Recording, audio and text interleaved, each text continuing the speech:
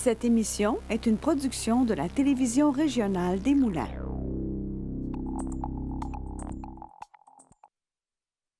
Aujourd'hui au bulletin, entrevue exclusive avec le premier ministre François Legault, hommage à Carl Tremblay, déjà 1 an depuis son départ, et la députée bloquiste Monique Posé est récompensée pour sa carrière.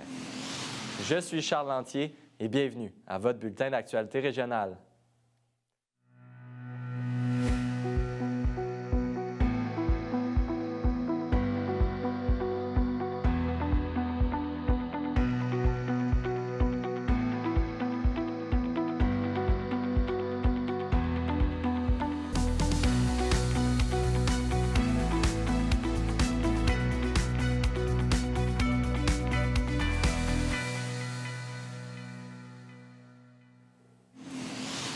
Bonjour, Mesdames, Messieurs. La semaine dernière, dans le cadre d'une entrevue exclusive accordée à TVRM, j'ai eu le plaisir de m'entretenir avec le premier ministre du Québec, François Legault. Lors de cet entretien, plusieurs sujets ont été abordés, notamment le transport collectif dans la région et la partielle qui se tiendra dans Terrebonne. Je vous invite à regarder l'entrevue.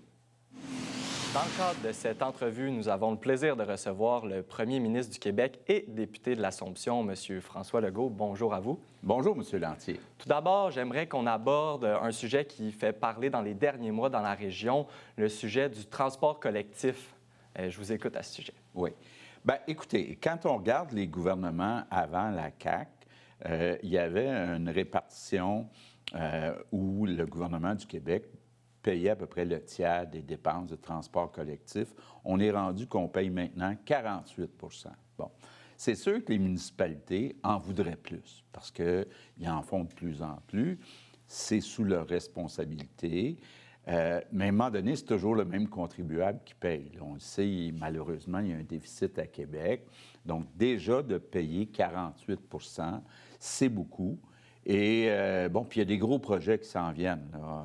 On pourrait parler, entre autres, du projet dans l'est de Montréal qui va aboutir à Repentigny. Bien, c'est plusieurs milliards de dollars qui vont être investis par le gouvernement du Québec. Donc, on fait notre part, mais je comprends que les municipalités voudraient qu'on en fasse encore plus. Il faut respecter la capacité de payer des contribuables. J'imagine que si vous êtes ici aujourd'hui, c'est pour démontrer l'importance que le sujet a pour votre parti et pour vous. Le sujet du transport collectif. Du transport collectif, oui, absolument, parce que bien, on a des grands projets, entre autres ce projet dans l'est de Montréal. On est en train de finaliser enfin la ligne bleue à Montréal. Bon, il y a un gros tramway qui s'en vient aussi à Québec.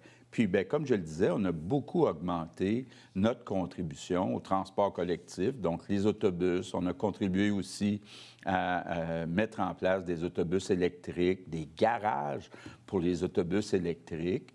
Et, bien, il faut aller vers le transport collectif puis vers les autos électriques. J'aimerais qu'on en parle du train de l'Est, le projet, vous en avez parlé en juin en entrevue.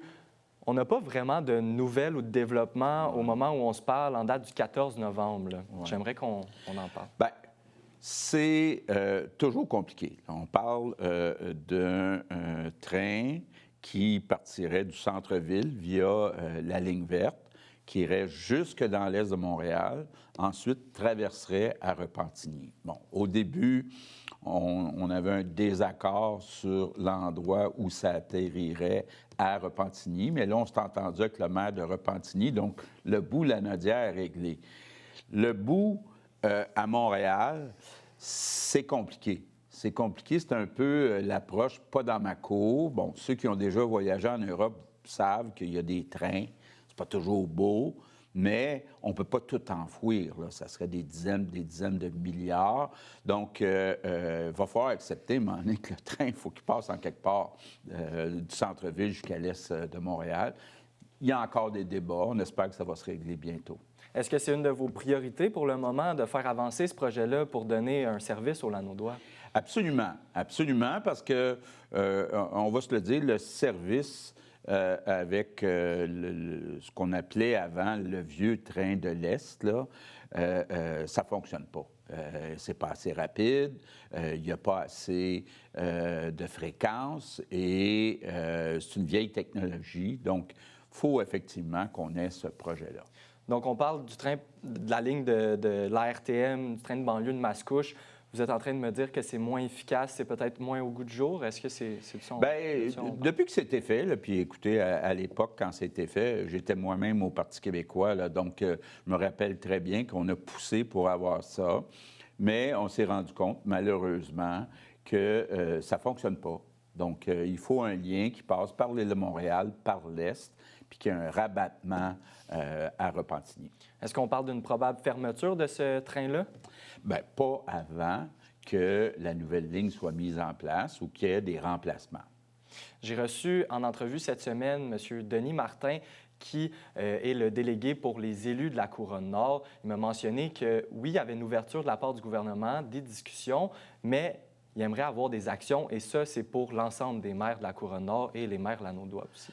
Bien, il y a plusieurs problèmes. Quand on parle de l'ARTM, c'est l'île de Montréal, mais aussi toutes les banlieues autour. Et j'avoue que les gens de Montréal, incluant la mairesse de Montréal, ils ont beaucoup de poids à l'ARTM. C'est un peu la même chose dans la CMM. Puis les maires, autant de la Rive-Nord que de la Rive-Sud, nous demandent d'avoir un poids plus grand. Puis c'est quelque chose que Geneviève Guilbeault, la ministre des Transports, regarde, là. C'est pas normal qu'il y ait ce vieux débalancement où, autant pour les projets que pour la répartition des factures entre les municipalités, que ça soit ce qu'on appelle le 5-1-4, qui est un peu comme une position majoritaire. Est-ce que c'est normal qu'il y ait le besoin, qu'ils sentent le besoin, ces maires-là de la Couronne-Nord, d'aller à l'Assemblée nationale à Québec pour se faire entendre? Bien, écoutez, les maires s'en vont en élection l'année prochaine. Évidemment, ils ne veulent pas augmenter trop les taxes foncières dans leur municipalité. Comme je le disais tantôt, on finance plus aujourd'hui. On finance 48 du transport collectif, mais il faut aussi que les municipalités fassent leur part. En même temps, ils n'aiment pas ça annoncer des taxes, des hausses de taxes à leurs citoyens. Puis en bout de ligne, c'est toujours le même contribuable qui paye, là. Quand les maires viennent dire à Québec, donnez-nous plus d'argent, bien, étant donné qu'on a un déficit, ça voudrait dire augmenter les impôts à Québec. Nous, on est contre ça, là, évidemment. Puis on a, moi, une de mes plus grandes fiertés depuis 6 ans que je suis premier ministre du Québec, c'est qu'on a baissé les impôts, puis on a réussi à augmenter les salaires, le salaire moyen au Québec, à une façon plus rapide que dans le reste du Canada. Donc, quand on regarde le salaire au Québec après impôt, ça a augmenté beaucoup plus vite au Québec que dans le reste du Canada. Puis je veux que ça reste comme ça. Surtout qu'on a une inflation, on a subi depuis 1 an à l'épicerie, d'un loyer, d'un taux d'intérêt, des grosses augmentations de dépenses. Donc, la dernière chose qu'on veut, c'est d'aller chercher de l'argent dans les poches des citoyens. Je sais que le Parti québécois et son chef, Paul Saint-Pierre Plamondon, sont contre les baisses d'impôts, étaient contre les baisses d'impôts, mais moi, je pense que la classe moyenne avait besoin de ces baisses d'impôts-là. D'autre part, j'aimerais qu'on se tourne vers la circonscription de Terrebonne dans les derniers mois. Oui. On a appris le départ de M. Fitzgibbon. Oui. Avez-vous une date pour l'élection partielle? Bien là, j'entends le Parti québécois dire « ça fait 4 mois qu'on n'a pas de député ». Je m'excuse, là, mais c'est complètement faux. Pierre Fitzgibbon a quitté le 5 septembre.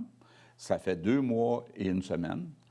La loi a toujours été la même quand il y avait un gouvernement du Parti québécois, c'est que les gouvernements ont 6 mois pour déclencher, pour faire une élection partielle. Ça nous amène au 5 mars. Ça veut dire que, comme d'habitude, d'ici le 5 mars, il va y avoir une élection dans Terrebonne, donc un maximum de 6 mois après la démission du 5 septembre. Donc, c'est pas pour tout de suite, si je comprends bien. Bien, on a 6 mois. La date n'a pas été établie encore. Depuis hier, on sait maintenant les candidats pour 3 des partis. On ne connaît toujours pas le vôtre. Est-ce que vous avez une date pour nous l'annoncer ou ça sera prochainement? Bien, écoutez, si on dit que l'élection va avoir lieu au plus tard au début mars, c'est certain qu'au plus tard, en début d'année 2025, on va annoncer notre candidat, notre candidate. On a déjà des discussions avec des candidats et des candidates. Puis ça va être... C'est jamais facile, une élection partielle pour un gouvernement, là. J'ai assez d'expérience pour savoir que ce soit les gouvernements libéraux, péquistes, c'est très rare que les gouvernements gagnent leurs élections. Mais je pense qu'en bout de ligne, le sujet, ça devrait être, c'est quoi la priorité au Québec? Pour nous, la priorité, c'est le portefeuille des Québécois. Pour le Parti québécois, c'est de faire un référendum sur la souveraineté. Bien, les Québécois vont avoir à décider c'est quoi leur priorité. De ce qu'on comprend, en dévoilant leurs candidats, les autres partis démontrent qu'ils sont prêts. Êtes-vous prêts? Bien, écoutez, êtes-vous prêts? On avait déjà, jusqu'au 5 septembre, un candidat qui connaissait bien le comté. Moi, j'étais un député de Lanaudière aussi. L'Assomption, c'est pas bien loin.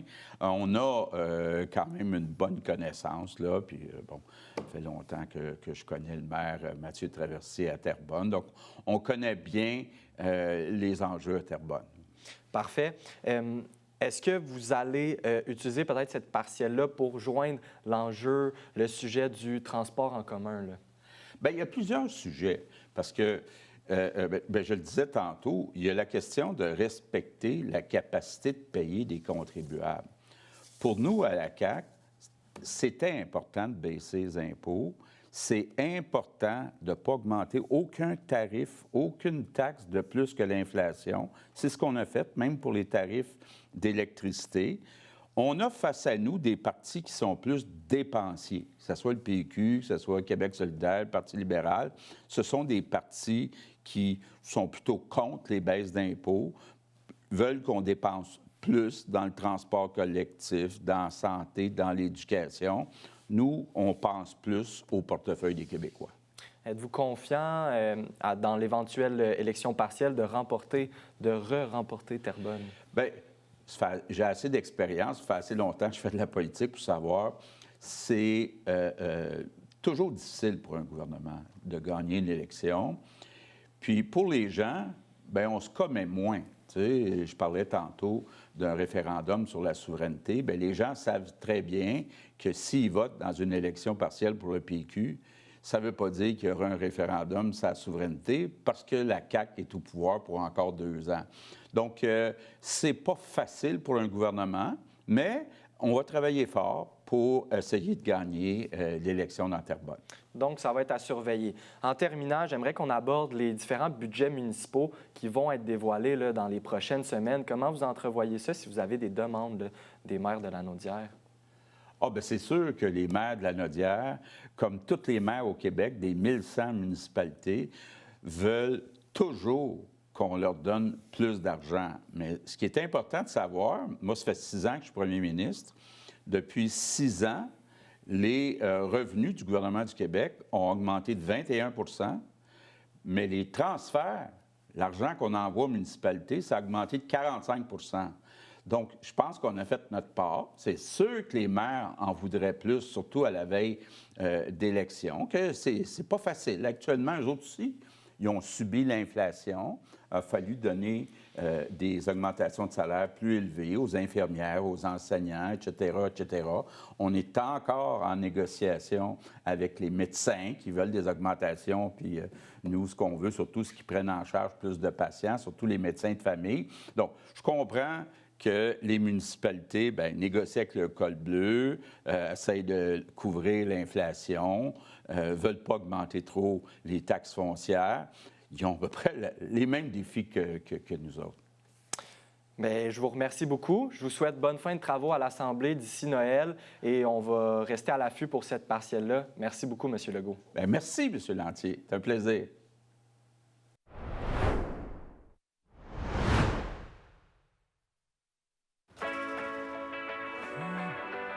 Bonjour, chers auditeurs. Alors, c'est une journée pas comme les autres aujourd'hui.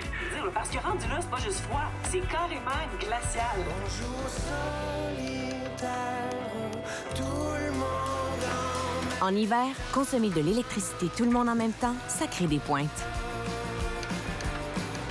Qu'est-ce que tu fais? J'économise. Découvrez nos offres et économisez en réduisant votre consommation durant les pointes hivernales. Rendez-vous sur le site de tvrm.ca. Consultez votre programmation, vos émissions et l'actualité dans Lanaudière. Si vous désirez revoir ou si vous avez manqué un épisode, n'ayez crainte, toutes vos émissions se retrouvent sur votre site Internet. Devenez membre de TVRM, c'est contribuer au développement de sa mission et de sa communauté. Ne manquez pas votre bulletin en direct le mardi et le jeudi midi pour être informé de tout ce qui se passe dans votre région et plein d'autres émissions sur votre communauté. La télévision régionale des Moulins, pour voir et être vue.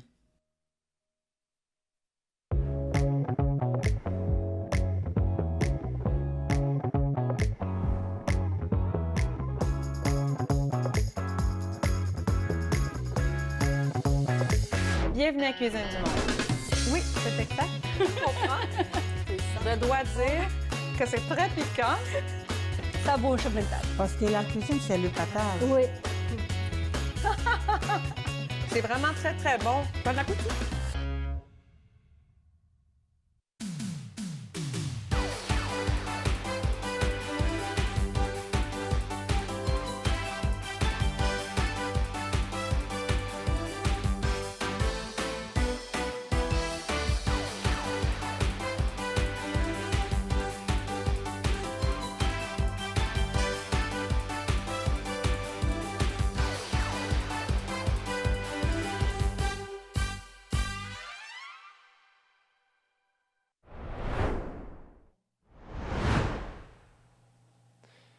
Il y a un an déjà, Carl Tremblay, icône de la musique québécoise, nous quittait.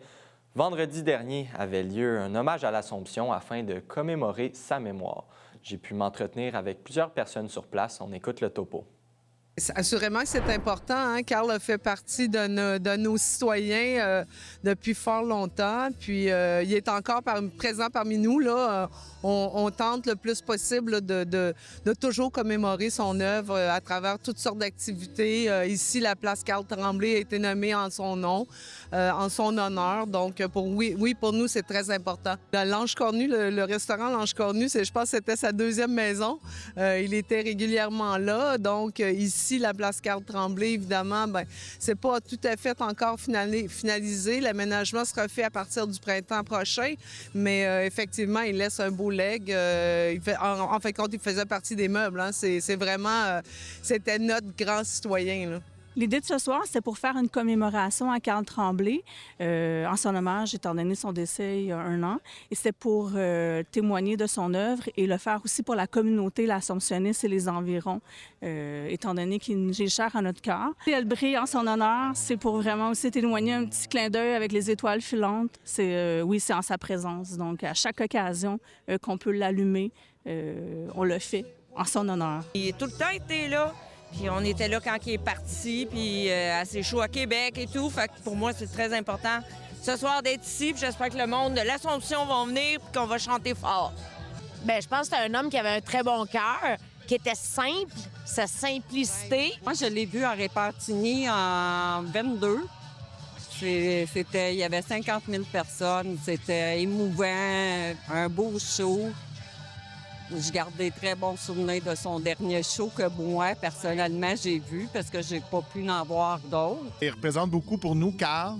Puis ça nous a bien affecté quand il est décédé l'année dernière. Fait qu'on voulait venir commémorer ça ici ce soir. Ouais, en famille. Pour nous, c'était important de venir lui rendre hommage ce soir ici sur place. Moi, c'était vraiment important de lui rendre hommage parce que, Carl, même si on le connaissait pas personnellement, il fait quand même partie de nos vies tous les jours en l'écoutant. Puis c'est vraiment un homme très inspirant.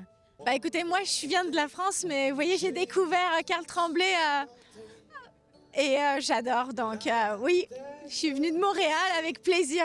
Moi, ça fait des années que je suis le groupe Les Cowboys Fringants. Carl, c'est mon chanteur préféré. Même 1 an après sa mort, je réalise pas encore qu'il est mort. J'écoute ses chansons tous les jours. J'ai tous ses CD dans ma voiture sur une clé USB. Je le fais depuis qu'il est décédé, mais je le faisais avant aussi. Autour de moi, je tanne les gens parce que les gens sont tannés d'écouter la musique des Cowboys parce que je n'écoute que ça. Moi, c'est important de venir ici parce que tout au long de ma jeunesse, j'ai grandi avec ça. Mes parents, ils m'ont toujours fait écouter ça. Puis je pense que c'est vraiment un beau moment pour se rappeler de lui, comment je pourrais dire, célébrer sa vie, la vie qu'il a vécue.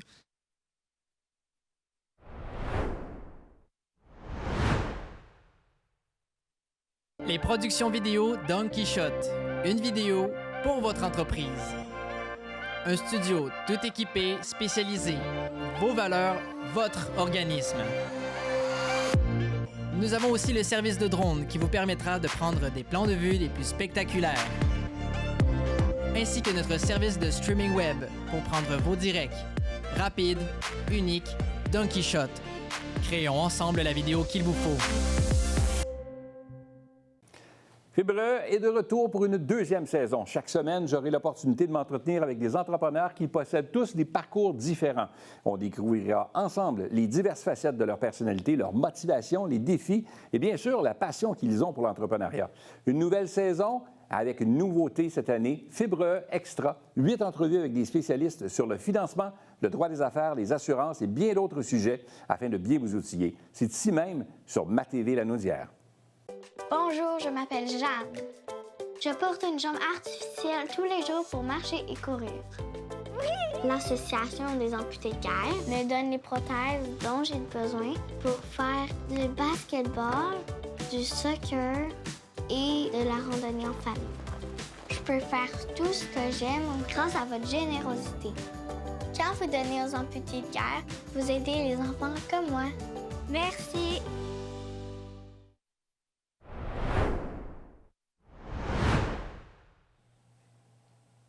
La députée Monique Posé a reçu une belle reconnaissance lors du plus récent rassemblement pour un pays souverain qui se déroulait au Centre Anoud de Repentigny. Plusieurs personnes étaient présentes sur place afin de parler de l'indépendance, du Québec. On écoute le topo. C'est la volonté de faire le pays.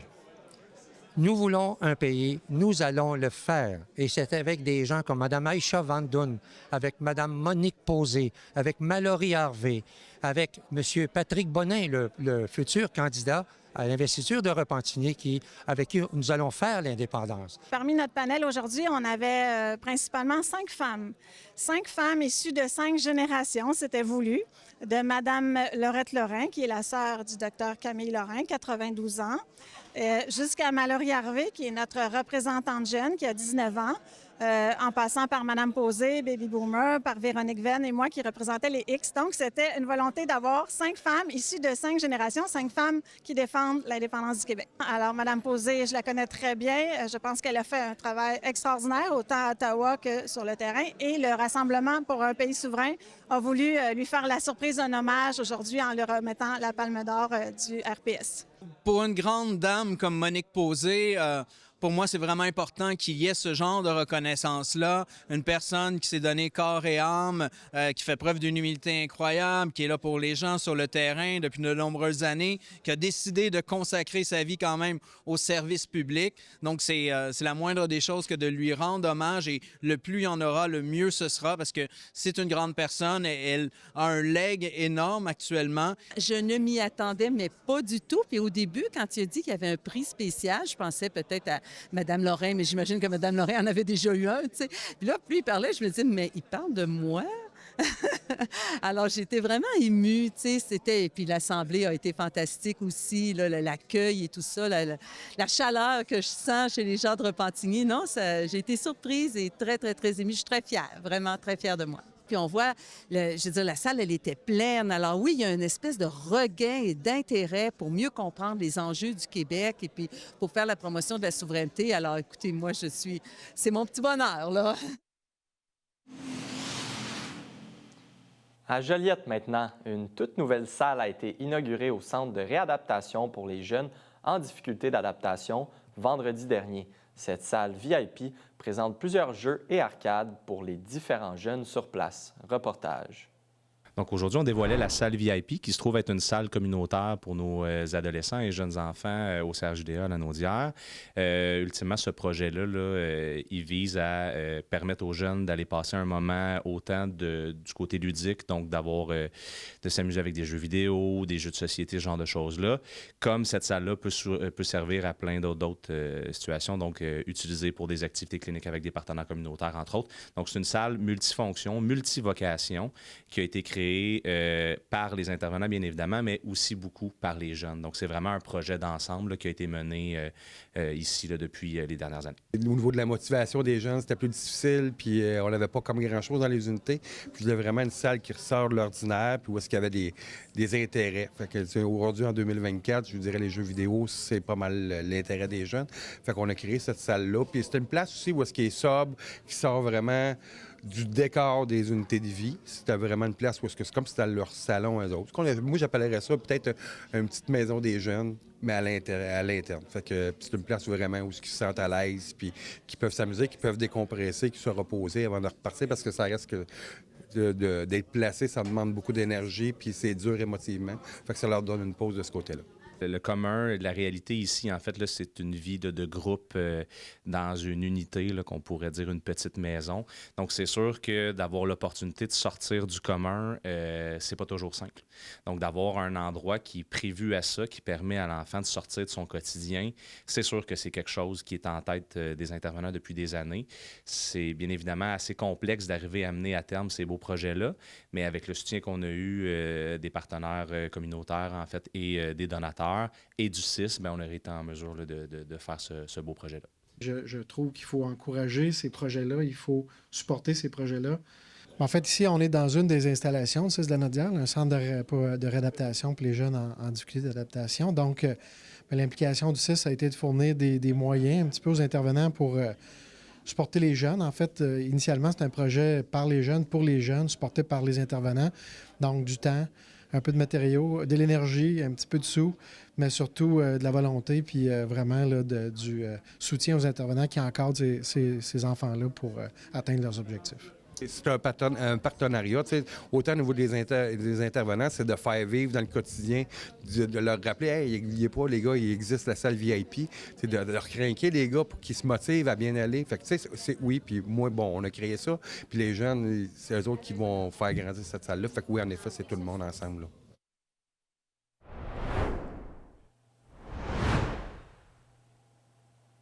C'est ce qui conclut votre bulletin d'actualité régionale. Merci d'avoir été des nôtres. On se retrouve ce jeudi. D'ici là, vous pouvez consulter le site Internet de TVRM ou encore notre chaîne YouTube afin de voir ou revoir nos émissions. Restez à l'antenne puisque c'est Fibre qui suit, animé par Pierre Berthiaume. À bientôt.